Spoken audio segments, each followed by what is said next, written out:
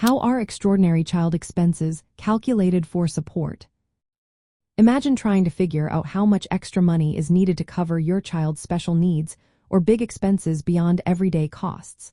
That's what we call extraordinary child expenses. These are costs that go beyond the usual food, clothes, and shelter. Think about things like medical bills not covered by insurance, private school tuition, tutoring, or even specialized sports or arts training.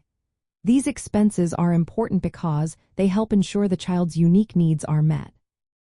To calculate these costs for child support, the first step is to identify which expenses qualify.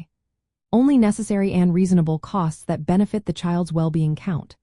For example, if a child needs a special medical treatment that insurance does not cover, that qualifies. But regular clothing or basic recreation expenses do not.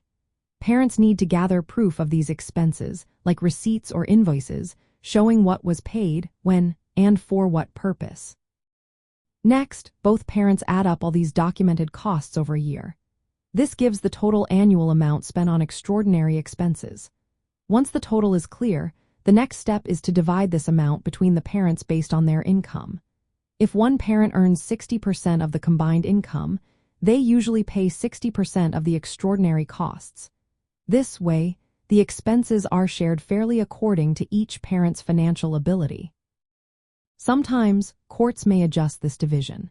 They look at factors like each parent's ability to pay, the reasonableness of the expenses, and what is best for the child. If there are government benefits or tax credits related to these expenses, those are considered too, to prevent paying twice.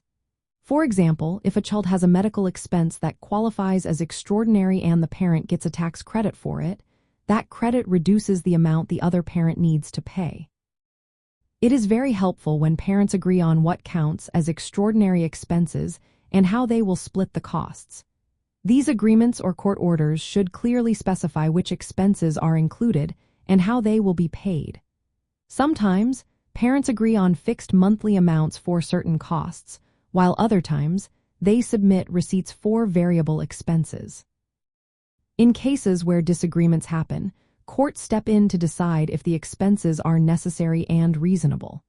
They also look at each parent's income and past family practices.